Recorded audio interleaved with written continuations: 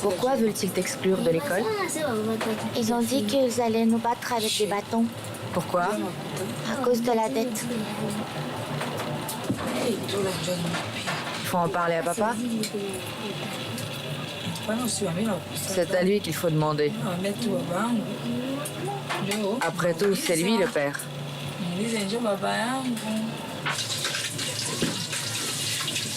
Je suis affamé.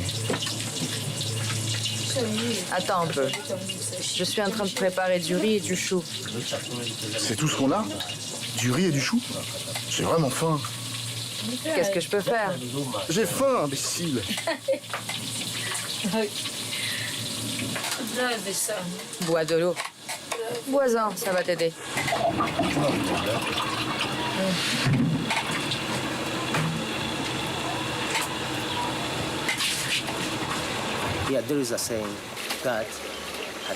Chez nous, on dit Dieu a rangé tous les cadeaux dans un pot.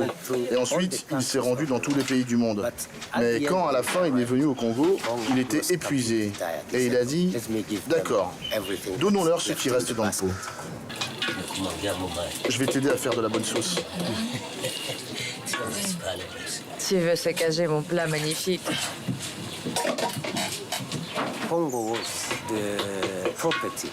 Le Congo était la propriété du roi des Belges, Léopold II. Ce sont les diamants et l'or qui l'intéressaient surtout. Pour avoir l'or et les diamants, il a dû imposer des quotas aux locaux. Du coup, ces gars doivent aller dans la brousse et revenir avec le nombre de kilos qu'on leur a demandé. Si quelqu'un n'a pas ces kilos, disons s'il en manque 2, ils peuvent lui couper un bras, par exemple. Il a donc fait des choses monstrueuses, horribles dans ce pays.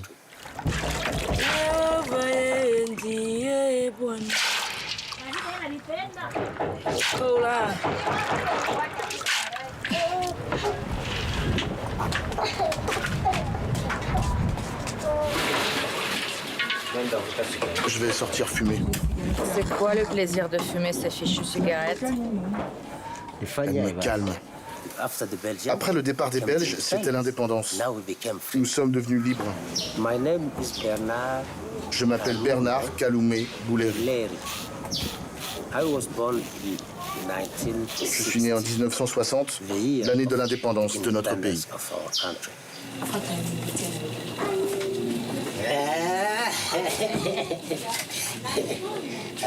Te voilà de retour. Comment ça va? Attends, d'abord regarde-moi au moins. Mon père travaillait chez Sominki, la compagnie minière belge. C'est donc grâce à l'argent des minéraux qu'on nous nourrissait et nous éduquait. Ma première expérience de guerre, j'avais 7 ans. Avant de partir, les Belges ont pris soin de cacher beaucoup de minéraux. Ensuite, ils ont envoyé des mercenaires pour récupérer tous les minéraux et biens appartenant aux Belges. Ils se sont battus contre l'armée congolaise et toute la population du pays a fui au Congo. Du coup, nous sommes devenus des réfugiés. La guerre a duré 6 mois. Les soldats congolais prenaient alors leur revanche sur les Belges. Ils ont assassiné l'un des présidents de Sominki. Ils lui ont demandé de sortir de son bureau et ils l'ont abattu dans l'escalier. Et vous l'avez vu? Je l'ai vu, je l'ai vu. Ces images m'ont choqué. Je me suis dit que j'allais devenir président un jour et que si j'allais le devenir, j'essaierais d'arrêter tout cela. J'étais jeune.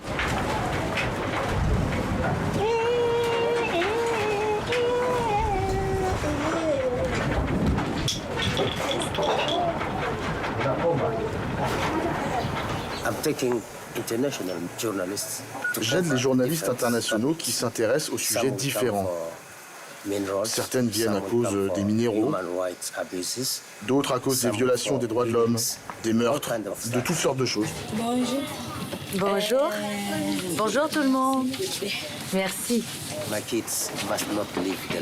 Il ne faut pas que mes enfants vivent comme moi. Parce que pour devenir fixeur, Il faut passer par beaucoup de souffrances et de dangers. Je demandais Dieu de me donner de la sagesse pour ne pas enrager trop vite. Et cette qualité m'a beaucoup aidé. J'ai été témoin d'énormément de choses. Donc je sais ce que je fais. Je sais quand il faut s'arrêter. Je sais quelles cartes je dois jouer. Parfois, vous devez faire face au diable et aux bonnes personnes en même temps.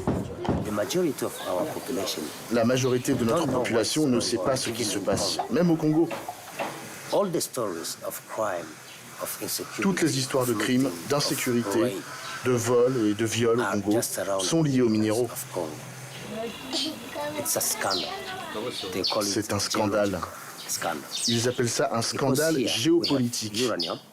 Parce qu'ici, on a de l'uranium.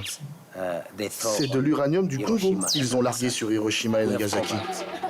Nous avons du cobalt, nous avons des diamants, nous avons de l'or, du coltan, de la cassitérite, nous avons de la tourmaline.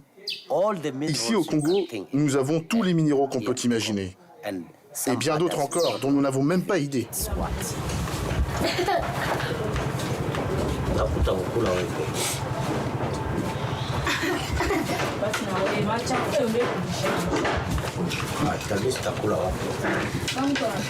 Bugali. Nata Anastasia nakula bugali.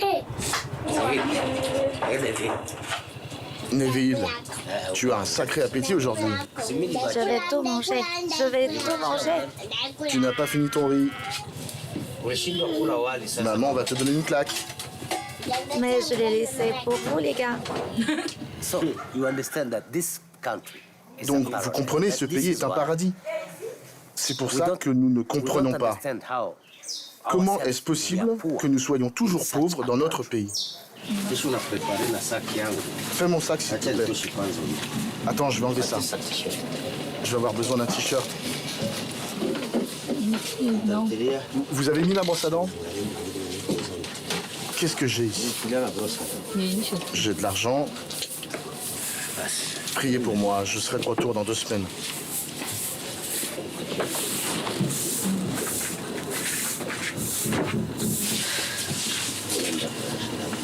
Sois sage. Ne tombe pas malade comme moi.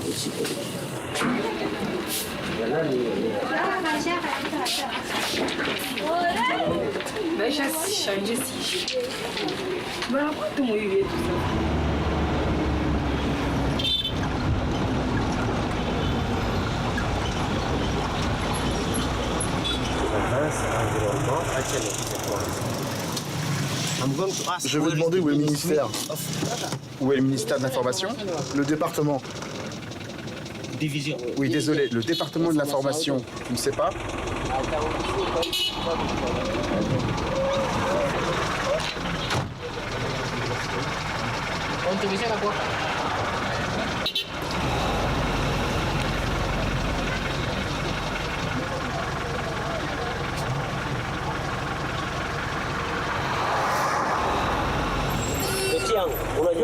Vous savez où est Caritas? Nous allons visiter le ministère des Transports.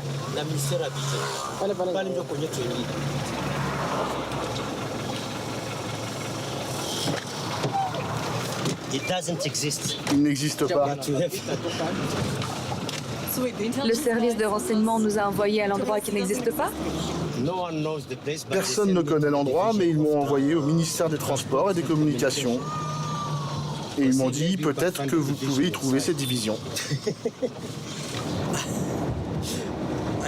Je pense que nous allons finir par le trouver, ou peut-être même par le créer pendant que nous sommes ici. Je n'aime pas Bukavu. Tout le monde se prend pour un chef ici. Après la guerre, à partir de 1967, la vie était bonne. À cette époque, Mobutu entretenait de bonnes relations avec les Européens, avec les pays occidentaux. En 1973, il est allé à l'ONU et il a fait un discours. Et ce discours était le début des problèmes du Congo, parce qu'il a insulté les Blancs. Le monde se divise en 2 camps.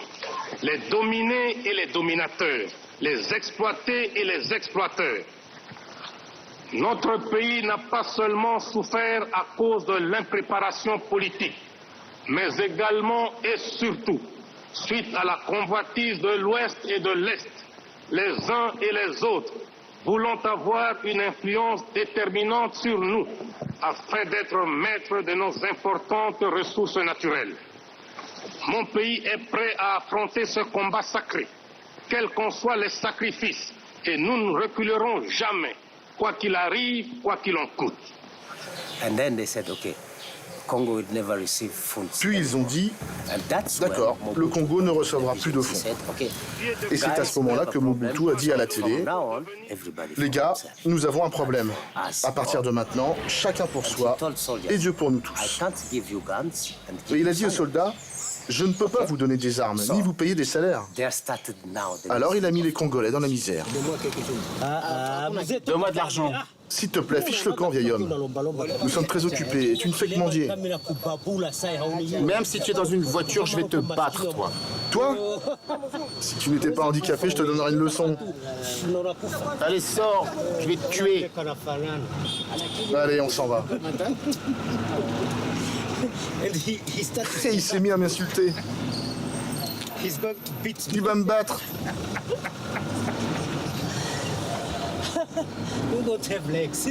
Mais tu n'as pas de jambes. Toute la population est dans la misère. Nos pères n'étaient pas payés. Donc, quand vous êtes à l'administration, avant qu'on vous signe un papier, c'est « donnez-moi $20 ». Vous voyez? Et c'est devenu un système.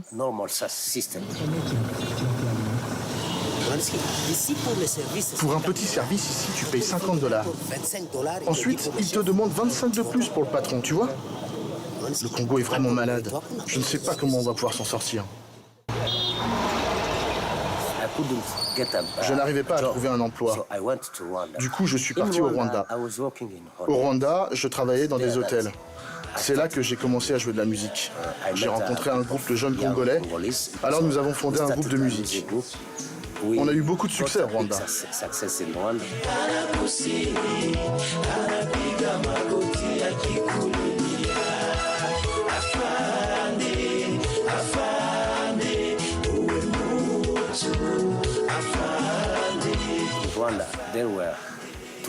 Au Rwanda, il y a deux ethnies, les Hutus et les Tutsis.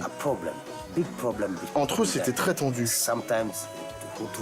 Parfois, les Hutus prenaient le pouvoir, et parfois c'était l'inverse. Je chantais pour les Hutus et les Tutsis. J'avais des amis Hutus, des amis Tutsis. Je vivais en paix avec ma femme. Elle était magnifique, ma femme. Je l'ai rencontrée grâce à la musique. Un jour, je chantais et puis elle est venue me voir. Elle m'a embrassé et elle m'a dit à l'oreille « Je t'aime vraiment ». D'accord, je n'ai pas fait attention parce que j'étais un jeune célibataire. Il y avait beaucoup de filles autour de moi.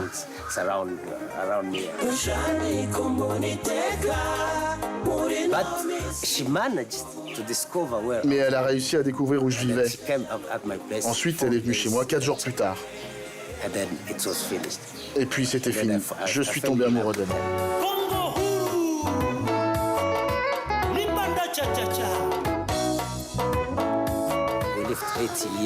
Nous avons vécu 8 ans ensemble avant qu'ils ne viennent la tuer. La plupart des victimes ont été blessées par les troupes gouvernementales ou leurs milices alliées, qui abattent systématiquement des civils dans ce qui semble être une tentative d'extermination des 700 000 membres de la tribu minoritaire Tutsi. Nous sommes restés pendant le génocide. Nous avons tout vu. Personne ne pouvait croire qu'ils allaient tuer jusqu'à près d'1 million de personnes, uniquement parce qu'ils étaient Tutsis. J'étais dans le salon avec mes enfants. On jouait. Je jouais de la guitare avec eux et leur montrais. Elle était dans la cuisine. Et puis 4 miliciens d'Interahamwe ont débarqué. Ils étaient bien armés, ils avaient des fusils. Ils ont dit, nous cherchons le serpent qui vit ici. J'ai dit, quel serpent? Quand elle a entendu les voix, elle a cru que c'était mes amis du groupe de musique. Elle a ouvert la porte de la cuisine et l'un d'eux a crié « Voilà le serpent que nous cherchons ». Alors ils l'ont tirée de la maison, ils voulaient la tuer avec les machettes. Les enfants étaient là et je leur ai dit « S'il vous plaît, au lieu de la tuer avec des machettes et des couteaux, tuez-la avec des balles ».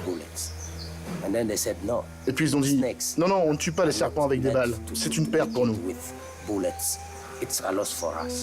Puis ils ont commencé à l'abattre. J'ai payé 5000 francs rwandais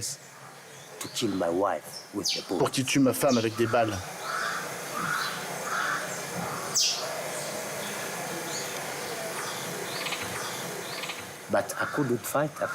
Mais je ne pouvais pas me battre, je ne pouvais rien faire. Les enfants étaient là, je devais emmener les enfants dans la maison. Quand j'ai poussé les enfants à l'intérieur de la maison, ils ont tiré 2 fois. Quand je suis revenu, elle était morte. Et puis ces gens sont partis. C'est ainsi qu'ils l'ont tuée. Je suis désolé.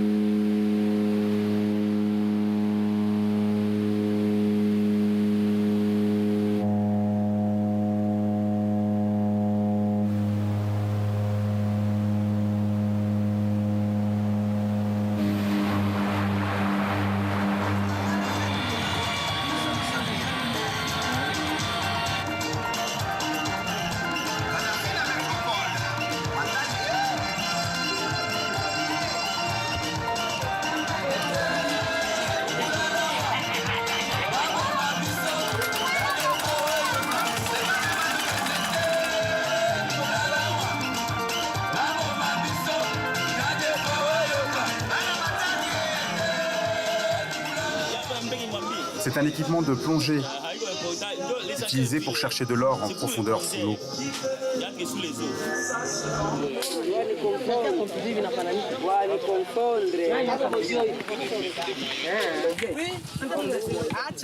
Laisse la moto. Ne la prends pas avec toi. Lâche les freins. Allez, où, se touche pas.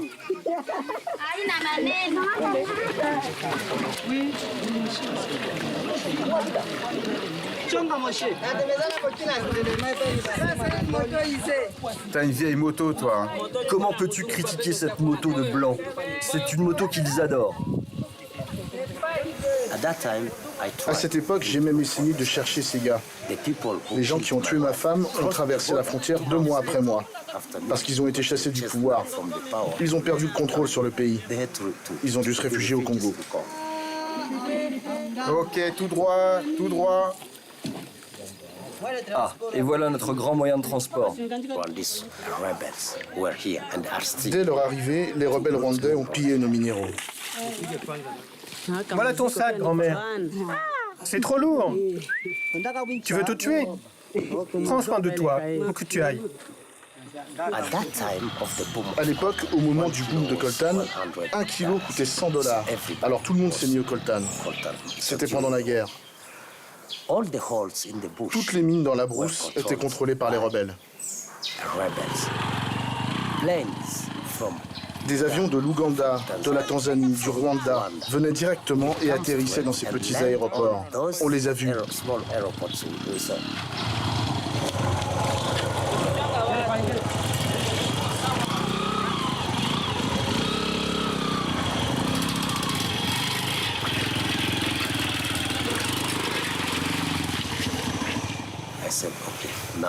Je me suis dit, ok, maintenant je suis au Congo, dans mon pays. Je connais des gens qui peuvent m'aider à tuer ces gens. Je suis allé les chercher, mais Dieu m'a aidé. Je ne les ai pas trouvés. Une fois dans ma vie, j'étais prêt à tuer, vous voyez. Et à la fin, j'ai compris que notre haine ne détruit pas nos ennemis, mais elle nous détruit nous-mêmes.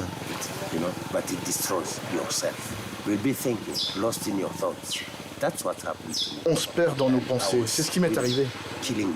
Je me détruisais et je détruisais aussi mes enfants.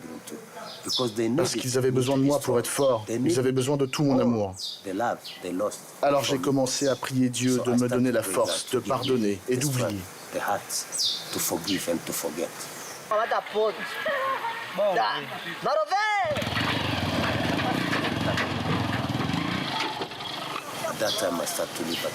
C'est là que j'ai commencé à revivre. J'ai commencé à blaguer, à jouer avec mes enfants. Et mes enfants ont commencé à changer complètement. Il a fallu peut-être 5 ou 6 ans avant que je retrouve les forces pour vivre. Ce n'était pas facile, mais il n'y avait pas d'alternative. Tu as un câble cassé ? Oui, pas de problème pendant la montée, mais là il s'est cassé. Pas de chance. Cette route a été construite par les Blancs qui dirigeaient la Sominki. C'est loin des mines ? Des mines? Oui. Il y a beaucoup de mines là-bas. Je sais que près du village, il y a beaucoup d'endroits où les gens creusent la terre en quête des minéraux.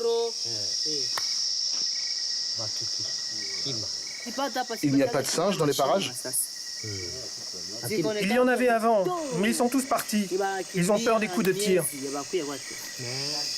Je n'emmène jamais les gens marcher ici.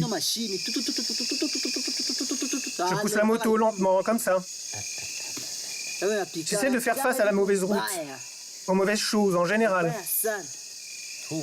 Notre problème maintenant, c'est la moto derrière.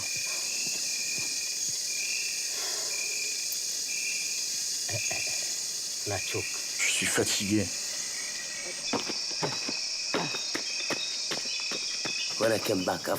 Quand je suis rentré du Rwanda après le génocide en 1994,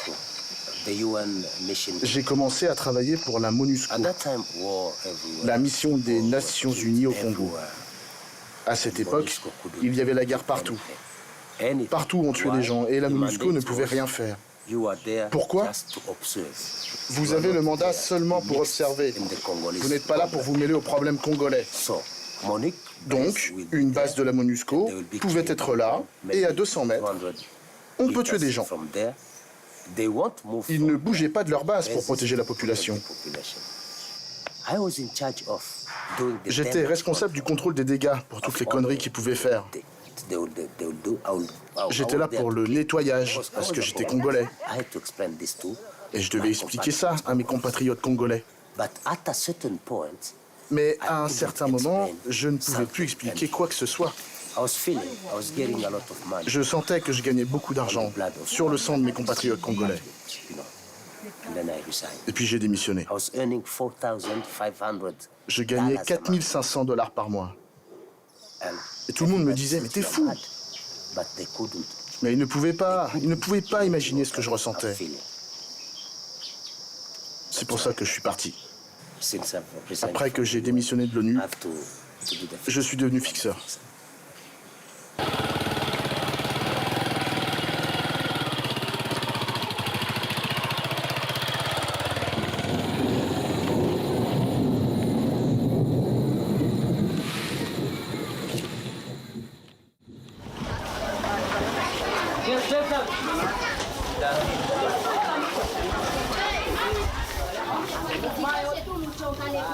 Tu n'es pas allé à l'église aujourd'hui.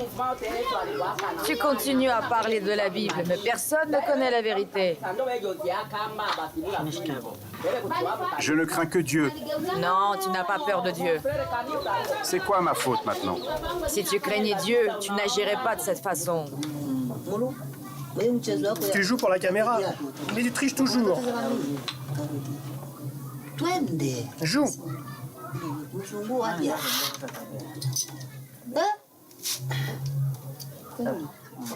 Et qu'est-ce que je fais maintenant?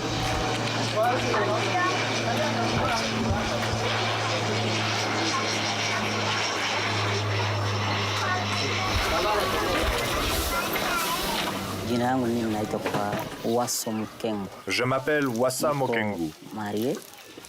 J'ai une femme et 7 enfants. Je vis ici alors que ma femme et mes enfants vivent à Bukavu.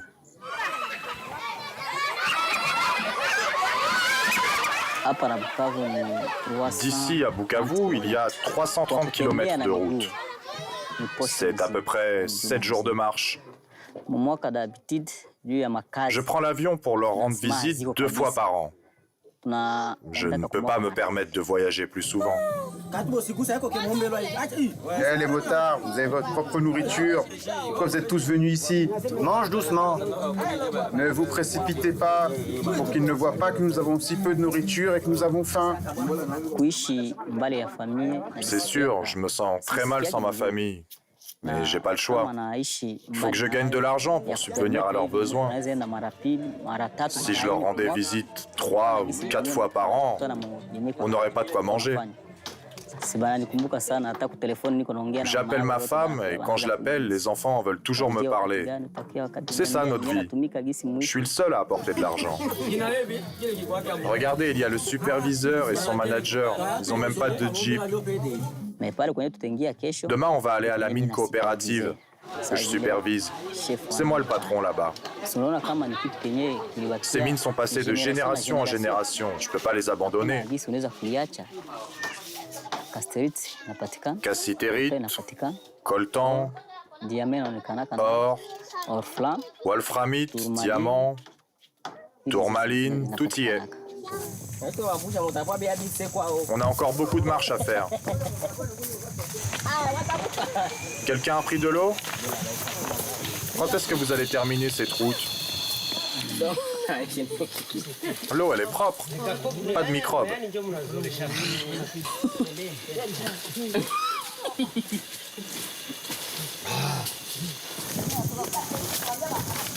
Ah, j'espère que le prix du coltan augmentera cette année.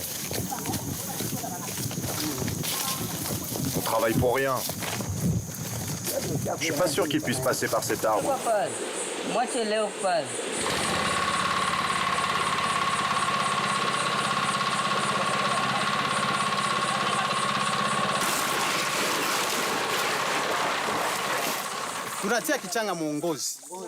Les déchets vont dans le chariot, on ajoute de l'eau, on le déplace vers la ligne et l'eau le rince. Je garde le niveau d'eau élevé pour m'assurer que la cassitérite ne roule pas vers le bas. Ici, nous avons du coltan et de la cassitérite. Nous les mettons dans un sac, les ramenons chez nous et les faisons sécher. Après, nous les séparons en utilisant un aimant. La cassitérite et le coltan sont collectés séparément. On a toujours faim. On fait ça pour que nos enfants ne meurent pas de faim. Par exemple, les gens ici viennent de Tchonka. Ils se réveillent à 4 heures du matin, marchent jusqu'ici, puis rentrent à pied. Il n'y a pas de transport. Pas de transport. Ici, on se fait constamment avoir. Nous vendons 1 kilo pour $6. Nous essayons d'extraire 10 à 20 kilos par jour. Nous n'avons pas la force de faire plus.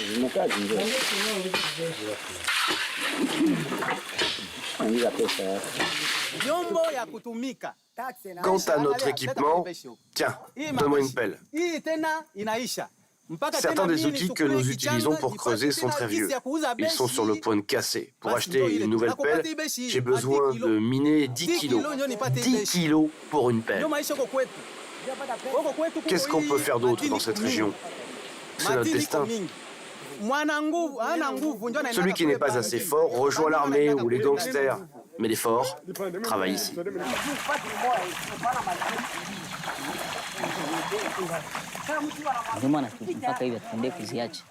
Pendant la colonisation, les colons contrôlaient toutes les concessions.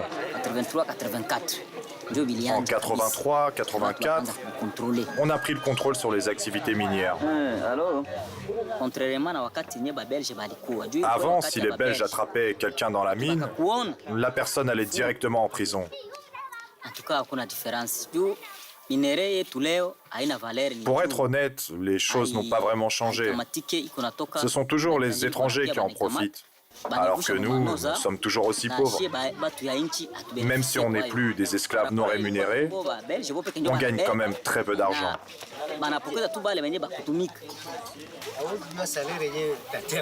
Sais-tu combien ton père ou ton grand-père gagnaient à l'époque? Ils étaient payés avec du sel, des vêtements. Oui, du riz. Oui, du riz. Du riz, et parfois ils n'avaient rien. Parfois, au lieu de payer, on réduisait juste le montant de leur dette alimentaire. Nos ancêtres ne savaient pas que les minéraux avaient de la valeur. On s'en est rendu compte que récemment. Mon mari a travaillé pour eux presque jusqu'à sa mort. Il n'avait pas de pension. Tout ce que j'ai maintenant, c'est une minuscule cabane près du village où nous vivons ensemble.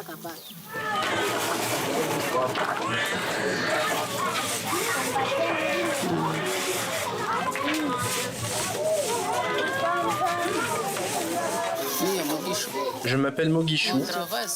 J'ai fait ça pendant toute ma vie. C'est des déchets, pas du coltan. Cette bande magnétique attire le coltan. Je le sépare des déchets. Après avoir obtenu les minéraux, nous les traitons et séparons le coltan. Nous les mettons dans des sacs et nous envoyons les minerais à Bukavu en avion. Personne ne nous dit où on les envoie après cela. Souvent, ils disent que le prix a changé ou a chuté.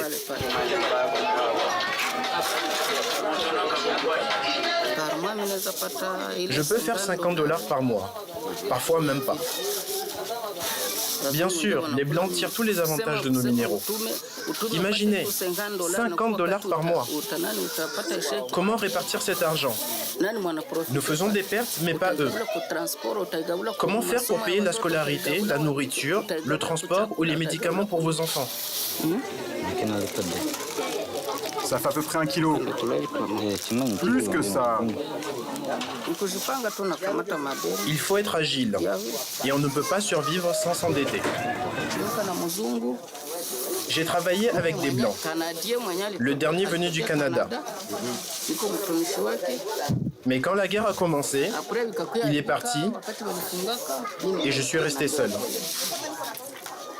Tous les Blancs sont les mêmes. Celui qui vous donne un travail et de l'argent est une bonne personne. Mettez les sacs sur le vélo.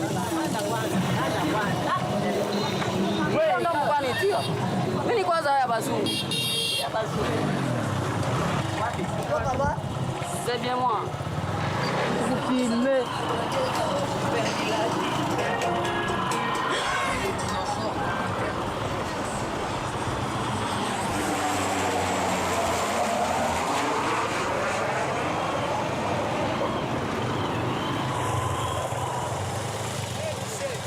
Arrêtez, vous n'êtes pas autorisé à filmer ici.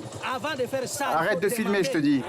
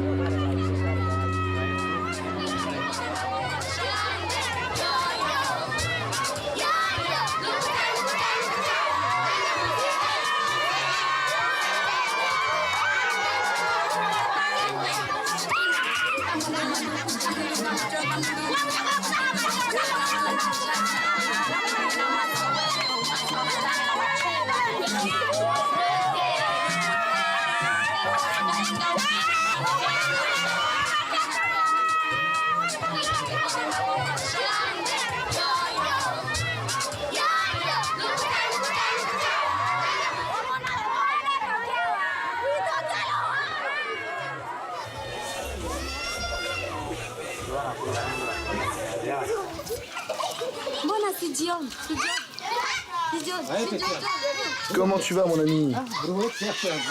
Est-ce que je peux essayer, s'il te plaît? Oui, bien sûr, essaye. Pouvons-nous monter, s'il vous plaît? Et ouf, seulement 2 à la fois. Nous voulons monter aussi. Il n'y a pas que. Battez ça pour vous dire.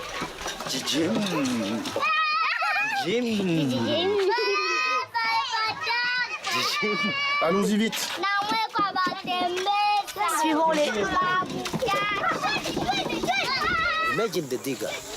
Imagine le pelleteur. Ce sont des gars qui n'ont jamais été à l'école. Vous pouvez voir qu'ils sont dans le village, dans une région éloignée. Il n'y a pas de télévision. Bonjour. Bonjour. Bonjour. Comment allez-vous, monsieur? Bien, merci, et vous? Merci, je vais bien. Allez, bon courage. Non, madame, c'est interdit. Ok, bonne nuit, messieurs. Ils ne voient pas la situation dans son intégralité. Ils savent que ce sont les pays européens, les pays occidentaux qui viennent ici, qui prennent nos minéraux. Ils savent, mais ils ne comprennent pas comment ça fonctionne. Si une société vient ici, ils vont vous donner un salaire. Mais ce salaire est misérable, comme auparavant, comme à l'époque des Belges. À la fin, vous vous dites, mais d'où viendra la solution? Parce que c'est le système. C'est le système maintenant. Comment le changer? Je ne sais pas. Je ne sais pas.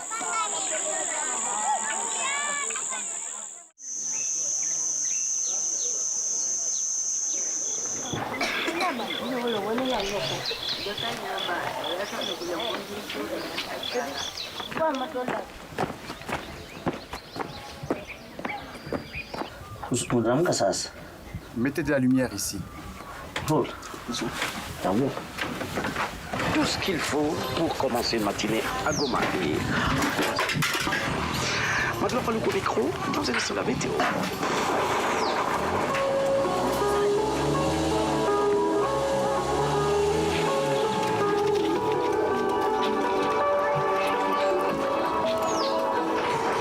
Il fait 15 degrés Celsius en ce moment avec une chance de pluie minime à 12%. Le Conseil national de l'Ordre des avocats a décidé depuis lundi d'annuler les élections qui opposaient Maître Kitoga Silingi à la tête du barreau de Goma ayant tranché pour un deuxième tour des élections. La dernière assemblée générale des avocats a été jugée irrégulière.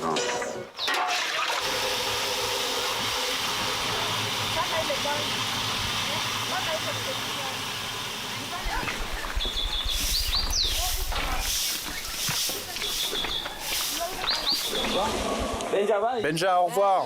Au revoir tout le monde. Salut. Salut, papa. Je te bénis. Allez, je vais au travail. J'espère que tout ira bien, papa. Nous avons opté la date du 31 juillet comme date de la fin de l'enrôlement sur l'ensemble du territoire national, la date du 30 octobre 2017 comme date de la prolongation des trois scrutins combinés, la présidentielle, législative nationale et les provinciales.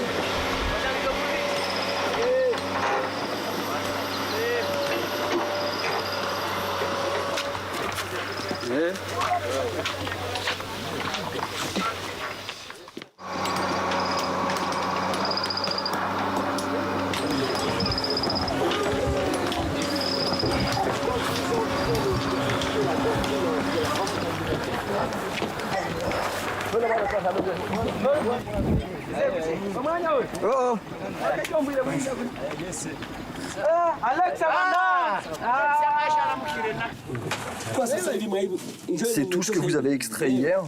Hier ou aujourd'hui? Aujourd'hui. Vous avez cassé ce gros rocher? Ouais.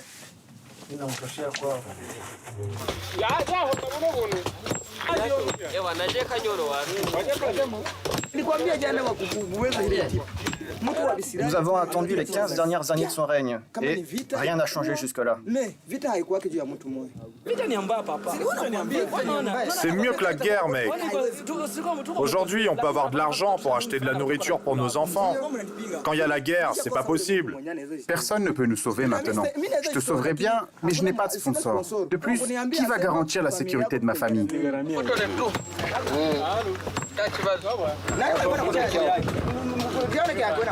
C'est sans fin. Nous ne gagnerons rien si ce président reste au pouvoir. Les Blancs vont rentrer dans le jeu politique et le tueront.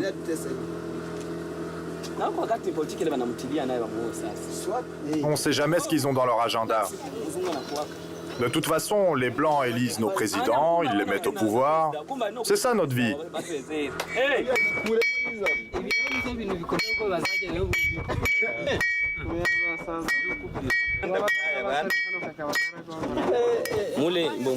Il y a une seule entrée, mais à l'intérieur, il y a 4, 5 ou 6 puits. D'abord, 2 hommes descendent. Et quand ils sont trop fatigués, 2 autres descendent à leur tour. Comme ça, on peut travailler presque 24 heures d'affilée. Apporte les haricots. Je vais leur montrer ce qu'on mange. Apporte tout, sans couvercle. On est 7 à travailler ici. Aujourd'hui, on n'a que des haricots, tu vois. Tous les jours, on perd du poids. C'est organique, c'est bio, avec des microbes et tout. Les microbes ne tuent pas les mineurs. Ces femmes là-bas, elles viennent ici acheter des minéraux de qualité inférieure. Elles apportent de la nourriture en échange, du maïs, de la farine et des haricots. Et quand nous avons $5, nous les leur donnons et elles ramènent de la nourriture plus tard. Passe-moi ces sacs là. On peut pas travailler sans ça. Vous voyez ce sac? Il coûte 30 cents. Je peux pas les payer. Donc je les emprunte à un ami parce que je peux pas travailler sans les sacs. Et si je trouve pas de minéraux et que je ne peux pas lui rendre ce que je lui dois, je peux appeler la police pour m'arrêter.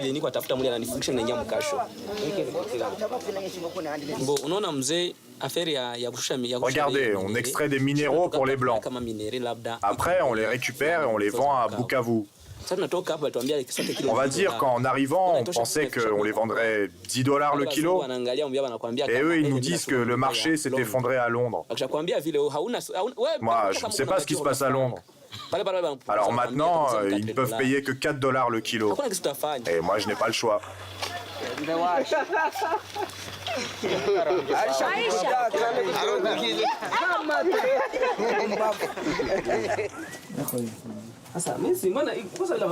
n'y a pas un pantalon propre? Ceux-là sont tous sales.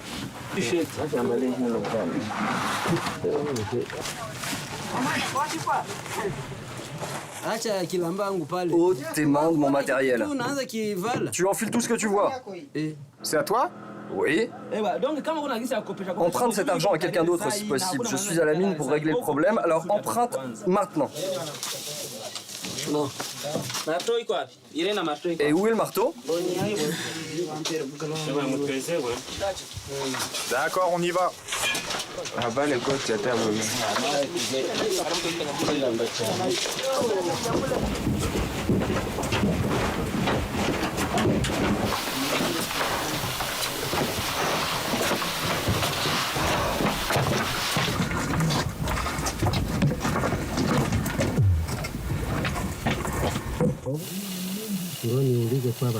Regardez, c'est un très long couloir d'accès.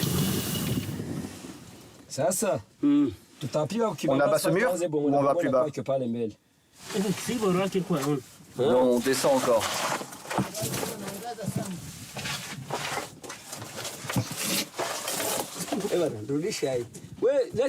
On peut avoir une torche normale? Celle-là n'est pas assez forte. Regardez, nous attaquons ce rocher avec nos dernières forces. Et ce, en ne mangeant que des haricots.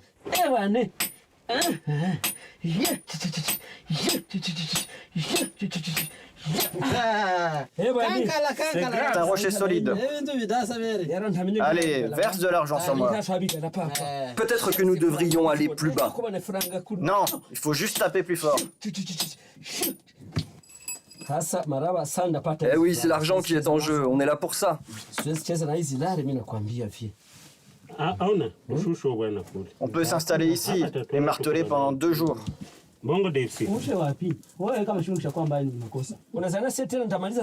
Tu penses que dans 20 ans, on aura fini? Ou qu'il me faudra encore 20 ans pour en finir avec ce rocher? J'ai déjà 50 ans. Et c'est toi le rapide. J'aimerais que ça rapporte de l'argent. Peu importe combien nous travaillons, le prix reste le même. Est-ce qu'il va aller jusqu'au bout? Oui, ça y est.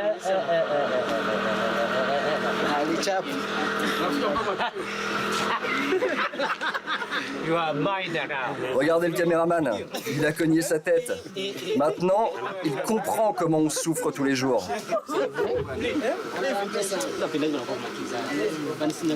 J'aime les gars comme ça. Ils sont comme des rebelles de brousse. Ils n'ont pas peur de souffrir. Regardez, c'est comme ça qu'il rampait.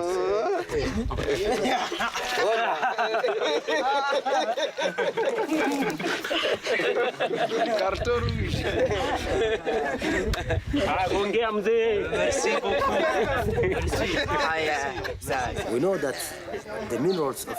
Nous savons que les minéraux du Congo ont aidé de nombreux pays à se développer.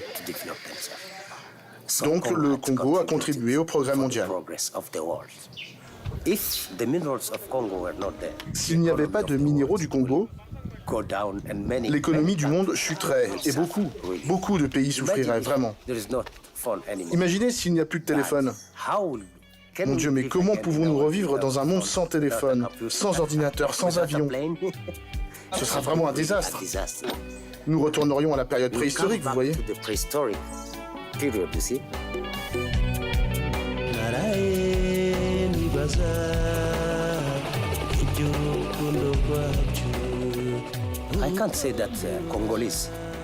Je ne peux pas dire que nous, les Congolais, avons notre destin entre les mains. Non, car ceux qui profitent de nos minéraux, ce ne sont pas les habitants locaux, mais ce sont les pays occidentaux qui prennent tout. Ils s'enrichissent, tandis que nous devenons de plus en plus pauvres. J'ai peur même pour mes enfants, parce que dans ce système, ils resteront des esclaves pour toujours. Nous ne serons jamais assez puissants pour défier les pays occidentaux. Donc, notre avenir sera un avenir d'esclaves. Je ne pense pas que nos enfants soient en mesure de résoudre le problème que nous n'avons pas résolu.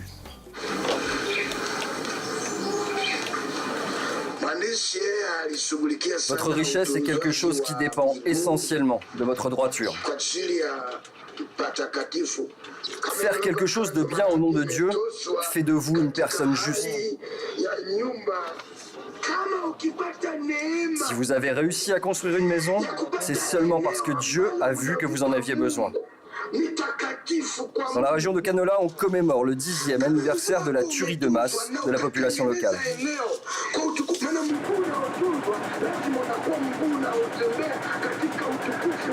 Les chrétiens, les autorités présentes ont déposé des gerbes de fleurs au monument aux morts de Kanyola, dont les nombres avoisinent les 1600. Tous les mots de circonstances prononcés ce jour ont condamné les 10 ans ont passé, mais personne n'a encore été poursuivi. Tous prétendent qu'ils ne savent pas qui étaient les meurtriers. Plus de 35 000 vaches.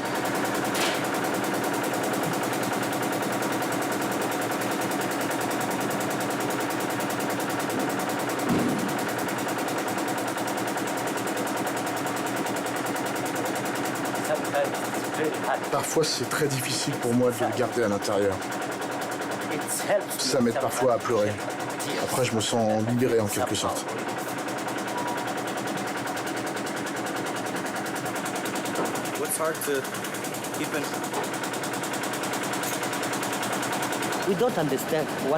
Nous ne comprenons pas quel genre de système ils ont mis en place pour gouverner ce monde.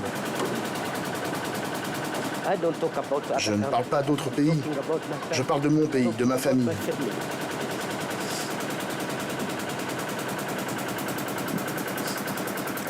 Et le pire, c'est que je ne vois pas. Je ne vois pas de solution. Je ne pense pas qu'il y en ait une.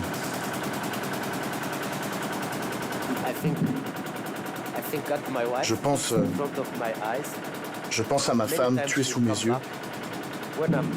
Souvent, elle revient quand je suis seul. Je vois qu'elle me parle. Je l'entends me parler. Maintenant, j'ai un gros problème avec les enfants. Je ne sais pas ce que je peux faire avec eux. Je voudrais qu'ils aillent à l'étranger juste pour oublier cette région. Ils ont aussi droit au bonheur. Ils ont droit à la joie. Mais dans cette région, ils n'en obtiendront jamais.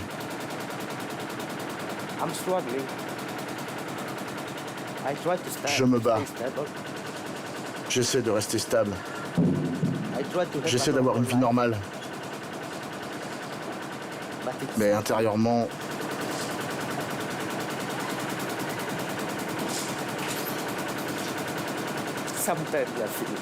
parfois je sens que je suis mort.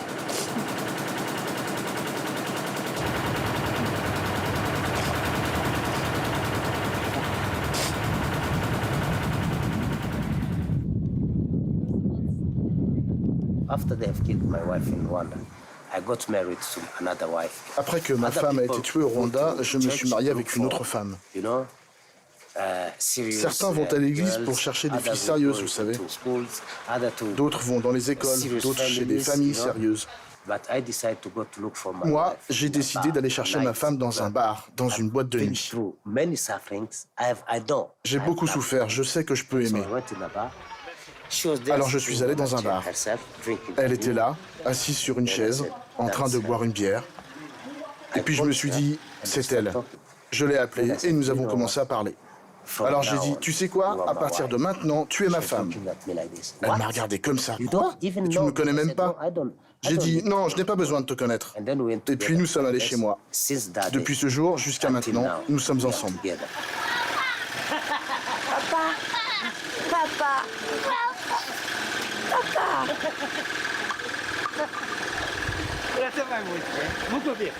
Comment tu vas, Moïse? Ça va? Salut, Vexo. Aide-moi avec le sac, s'il te plaît. Oh, Sophie! Elle est allée au bar par hasard pour se détendre? Non, c'était une prostituée. C'était vraiment une prostituée. Mais elle a tout oublié. Et parfois, elle me regarde et me dit « Merci, parce que si j'avais continué, je serais peut-être morte maintenant. » Alors je lui dis « Ne me remercie jamais. Comment peux-tu me remercier? Je t'aime, c'est tout. » Il n'y a plus d'électricité? Non, ils viennent de le couper. Ça va durer longtemps?